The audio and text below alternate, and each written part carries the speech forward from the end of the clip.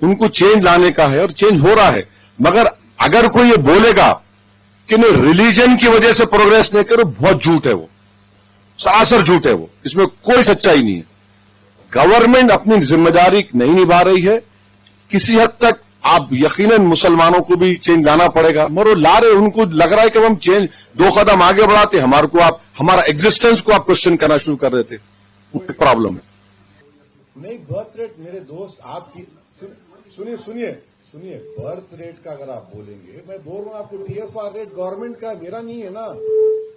TFR rate आप दिए ना मैं दिया, तो गवर्नमेंट ऑफ इंडिया का है। टीएफआर रेट सबसे ज्यादा रिलीजियस कम्युनिटीज में मुसलमानों का गिरा है। ये क्यों गिरा है? क्योंकि उनको रियलाइजेशन है, उन्होंने डिसाइड कर रहे, उन्होंने अपना चॉइस ले रहे। अब लोग मेरे को बोलते नहीं आपको 6 बच्चे हैं, तो मैं बोलता हूं मोदी के कितने भाई बहन हैं, अमित शाह के कितने भाई बहन हैं। तो ये मगर चेंज है। हम लोग बोलते, आज भी मैं बोलता हूं कि ट्रिपल तलाक मत दो अपनी बीवी को। कल का मेरा भाषण सुनिए आप इचल करांची में, मैं उनको बोला कि तुम लोग जो सोसाइटी के ईवल से दूर रहो, शराब से दूर रहो, ड्रग्स से दूर रहो, तुम लोग एक मिसाल बनो। मगर होता क्या कि आपके चैनल को इसमें टीआरपी नहीं आता ना। टीआरपी किसमें आता? जिसमें जूस रहता। अब इसमें जूस ही नहीं है, बहुत ड्राई सब्जेक्ट है ये। आप पूछिए, आपका बहुत बहुत शुक्रिया। So if you, I have done an in-depth study along with the people who have more knowledge than me after the Aurangabad result had come. And I am of the firm opinion that the Muslims residing in Aurangabad Parliament constituency have definitely voted for Mr. Imtiaz Jalil, but you have some people here and there because of the vested interest. Then they went and sold their soul. That is for them to answer. But the question that you must ask is, why couldn't the Maharashtra political parties tolerate one Muslim MP? That is a question for the majority community to introspect. Heavens would not have fallen had Imtiaz Jalil won. But everyone ganged up to ensure that a single Muslim MP got elected in 2019 should not be elected. I am telling you with all the responsibility. It is not rhetorical, it's not a rhetorical statement, but every political party wanted Imtiaz Jalil to lose. And I was seeing what was happening. I was constantly telling Imtiaz is happening. And Imtiaz being an eternal optimistic person, नहीं असद भाई आप believe मत करिए, नहीं उन्हें हंसते बहुत अच्छा उन्होंने, और इम्तियाज जब हंसते तो समझना उन्होंने फंस रहे अंदर, कुछ हो रहा उनको। मतलब इम्तियाज तो हो रहा है यार, तुम देखो हो रहा है। ये प्रॉब्लम है। हम अपनी कोशिश जारी रखेंगे, मगर हमको तकलीफ इस बात की है कि एक एमपी था, सब उसको बिठा दिए। आप बोल रहे कि पार्लियामेंट इलेक्शन में इंडिया अलायंस जीता, असेंबली कैसे हार गए? फिर मेरे को नहीं मालूम कैसे हार गए वो लोग। जिम्मेदारी सब पे, आप पे भी है, मेरे पे भी है, सब पे जिम्मेदारी। मैं अकेला कहां जिम्मेदार हूं? तो मगर ये है कि सिर्फ इस मसले में आप बोल के रुक मत जाइए, मैं आपसे एग्री कर रहा हूं। मगर मैं जो मिलेनियल जनरेशन जी की बात कर रहा हूं, उनको तो कोई दिखा रहा ही नहीं रहा, उनको तो कोई सपोर्ट ही नहीं कर रहे, और नेशनल सिक्योरिटी पे कोई बात ही नहीं कर रहा। ये इंपॉर्टेंट है। तो ये 2 मसलों के ऊपर हम बात ना करें, इसलिए हर चीज का जिम्मेदार टोपी को खड़ा कर दो, दाढ़ी वाले को खड़ा कर दो, आसान है ना। तो अब पानी के यहां पर आपके पास फ्लड्स आया, बहुत बुरी तरह फ्लड्स है महाराष्ट्र में। कहीं मैं स्टेटमेंट पढ़ा के बोले नहीं वो मुसलमान जिम्मेदार है उसका भी। अरे पानी का मैं कैसा जिम्मेदार हूं? माने जो नैरेटिव बन गया देश में, हर चीज का जिम्मेदार आप खड़ा कर दो। तो नेशनल सिक्योरिटी के ऊपर ये मिलेनियल जनरेशन और जनरेशन जी के ऊपर ये लोग कुछ नहीं कर रहे, और ये महंगा साबित होगा देखिए इन लोगों के लिए। क्योंकि आप जो मैजिक शो चल रहा है ना, वो अच्छा दिखता है आपको। हमारे पब्लिक स्कूल में हैदराबाद में मैजिक शो होता था, हम लोग बच्चे बैठते थे चड्डी पहन के, तो मैजिक शो तो हम मुतासर, कैसा किया, क्या किया। मगर एक बात, दो चीजें थी उसमें इंपॉर्टेंट। तो जब मैजिशियन बैठता था वो एक कवर लगा के बैठता था और कोई नहीं, बात वो क्या करता था अंदर नहीं मालूम। फिर हम मैजिक शो देख के खुश होते थे। उसके बाद हमारे मिसेस राजाराव, हमारे हेडमिस्ट्रेस से बोले, magic show is over, back to class and start doing your maths. तो वैसे होने वाला है, वही देखेंगे इंशाल्लाह, ये होने वाला है। अभी सब लोग खुश है, मैजिशियन है वो, सब लोग को दिख रहा हो गया, मगर कोई ये पूछ रहा नहीं कि भाई ये जो जनरेशन है 65% पॉपुलेशन भारत में 40 साल से कम उम्र का है, क्या हो रहा उन लोगों को। अगर ये पॉपुलेशन खड़ा हो गया, हमको उम्मीद है ये खड़े होंगे, जब सवालात करेंगे, जब सबकी वाट लग जाएंगी, याद रखो आप। मैं प्राइम मिनिस्टर को बोल रहा हूं, नाम लेके बोल रहा हूं, आप बोल देता हूं। जब आप रियलिटी को देखेंगे, हम रियलिटी को देख ही नहीं रहे हैं। आप मेरे को बताइए, 26 हमारे लोगों को सिर्फ महज इसलिए पाकिस्तान के टेररिस्ट मारे क्योंकि वो हिंदू थे। उनकी न्यूली वेडेड वाइफ के सामने, उनके बच्चों के सामने, उनके माता पिता के सामने मार के चले गए। ये कोई नहीं पूछ रहा वो हरामजादे आए कैसा वहां पर, ये कोई पूछ रहा नहीं। वो शैतान की औलाद वहां पर आई कैसा, कौन जिम्मेदार है उसका। हमारी 10 लाख फौज है वहां पे, कोई नहीं पूछ रहा, हम कोई सवाल ही नहीं कर रहे। वो जलील आकर गोली मारकर चले गए। आप बताइए, उसके बाद हम ऑपरेशन सिंदूर किए, हम अपनी फौज को, एयरफोर्स को सलाम करते हैं, उनकी बहादुरी को हमेशा उनकी फख्र करते थे, करते रहेंगे। हम क्रिकेट मैच खेलते, एक हकीर क्रिकेट मैच, क्या है उसमें। अगर हम नहीं खेलते तो पाकिस्तान को पैसे नहीं मिलते, समझे आप। हम उनका 80% पानी रोक दिए इंडस वाटर ट्रीटी में, रोक तो नहीं सकते मगर देर से छोड़ रहे, राइट। वो फर्क पड़ता उनको। हम ट्रेड बंद कर दिए, इनडायरेक्ट ट्रेड, वाघा का बॉर्डर बंद है, उनके बीमार पेशेंट भारत को नहीं आ सकते इलाज कराने के। क्रिकेट मैच क्यों खेल रहे भाई तुम, ये मैजिक शो ही हो गया ना। अब आप देखो कि मैजिशियन क्या कर दिए। हमारी टीम पे कोई हमको क्वेश्चन नहीं करना, हमारे प्लेयर्स पर, बेचारे जो बोर्ड बोलेगा करेगा। क्रिकेट मैच वो जीत रहे, प्रधानमंत्री बोल रहे ऑपरेशन सिंदूर 3-0।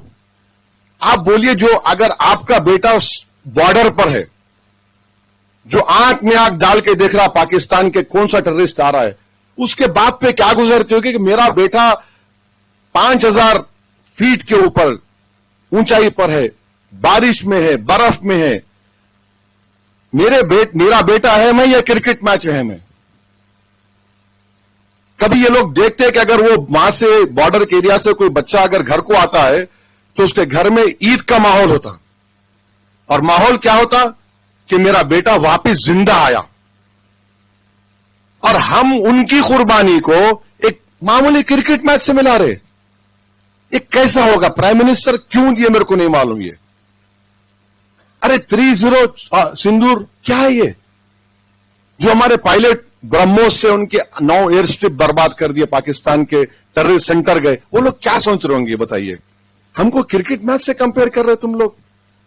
किसी को अंदाजा भी है कि एक पायलट की ट्रेनिंग के लिए कितना टाइम लगता है, किसी को अंदाजा भी है कि फौजी खड़े रह के मुकाबला करता है, कितना उसको क्या क्या रिस्क फैक्टर होगा उसका। हम खुश है, पूरे मिनिस्टर ताली मार रहे, हम जीत गए, हम जीत गए। अरे क्या है ये। Well you see, marginalised communities, please try to understand that when we talk about democracy, when we talk about parliamentary democracy, what it actually means and what our founding fathers have dreamt about, that it will be a democracy where every section of the society will be represented, not only in the state assemblies, in the legislature or in the parliament, but at local bodies also. That was the dream of our founding fathers. Now, have we lived up to it? No, we have not lived up to it. In fact, I would earnestly request you, I'm not here to, I am not here to tell you something, but there is a book written by an Oxford professor called Pratinav Anil.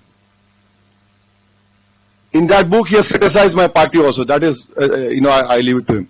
But what he has said, he has given a list of communal riots which occurred during Pandit Nehru's time. The fatalities were as high. And I don't know, maybe many of you don't know that in 1962 December, Prophet Muhammad, peace be upon him, his hair was stolen in Srinagar, Hazrat Bal. So there were communal riots throughout the country. You know what happened? Nearly 1.5 lakh Bengali speaking Muslims were pushed inside forcibly into East Pakistan.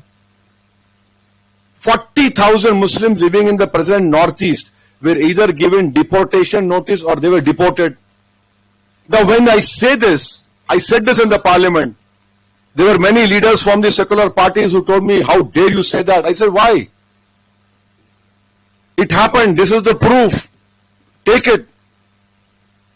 But they are blinded. No, it cannot be. I said, look at this proof. So this systemic discrimination, marginalization has not started recently. It always existed. And that is why you see this problem becoming huge day by day. And rightfully Baba Sahib Ambedkar said when he was asked by a journalist like you that, oh, we have reservation for Dalits in parliament. So Baba Sahib made a famous statement. He said, yes, they are elected on the basis of the seats reserved. But the only work they do is they open their mouth to yawn. So there has to be a change within these marginalized communities that if you want to become masters of your destiny, it is high time that you come together, become a political force, have a political leadership. This 60-70-year-old experiment has failed completely in giving justice to the marginalized communities. Every political party is responsible. They got the mandate, they have failed to deliver it, not failed, but they have deliberately discriminated. They have deliberately discriminated. I tell you why, because we have manufactured crorpatis. We have manufactured billionaires. Why couldn't we inculcate these, develop these areas? Our banks are only for richer people so that their loans increase and increase. A poor farmer fails to give a loan, or a poor man who buys something, gone is gone. As far as national security is concerned, it is very convenient for BJP to raise this nationalism flag. But what sort of nationalism is this when Pahalgam happens? When in 2019 that bomb incident happened where our brave CRPF soldiers were killed. Question is, why, how did they come over there? What is happening over there? A revolution took place in Bangladesh, 56-inch chest person does not know. A revolution happened in Nepal, we don't know. A revolution happened in Sri Lanka, we come to know afterwards. China has taken over that port in Sri Lanka, we don't know. If you stand at a place in Simanchal, I can show you, we can see Bangladesh from there. With your visible eyes, you are seeing China is constructing an airstrip. Bangladesh was our closest friend after Bhutan. The Chinese are sitting over there. ISI is sitting over there in Bangladesh. 50% tariff is imposed. Ab ki baar, Trump Sarkar, Howdy, Modi. Everything has gone. You know, the 50% tariff has destroyed Surat, the diamond market, ready-made garment industry in Tamil Nadu.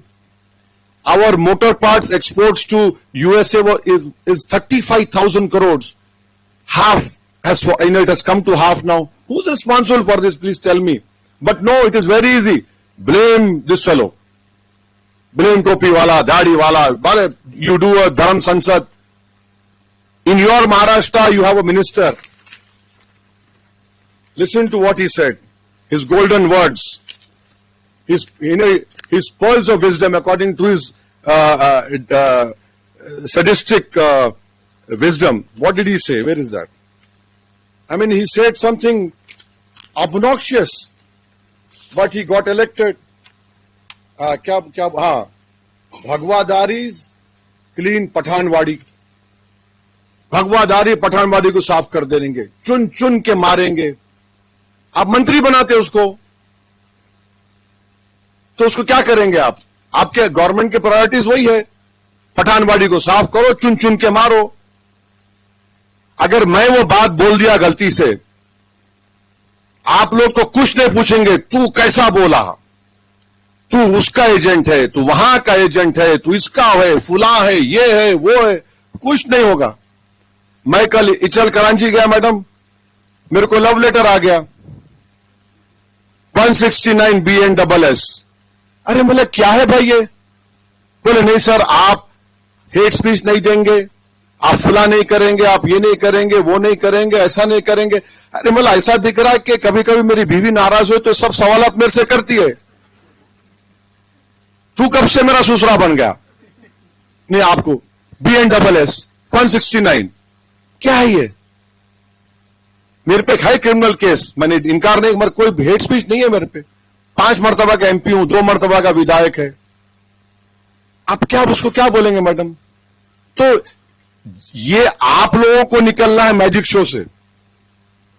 आप लोग magic show से निकल ही नहीं रहे, आप लोग खुश है.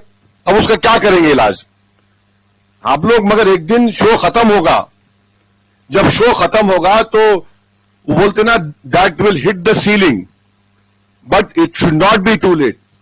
सुन लीजिए, आप लोग जो हंस रहे हैं, आपको तकलीफ होगी अब मैं जो बोल रहा हूं सो. ऑर्गेनाइजर मैगजीन ने लिखा था कि हमने जो संविधान बनाया वो हमको नहीं चाहिए, हमको मनुस्मृति चाहिए. अब आप हंसिए.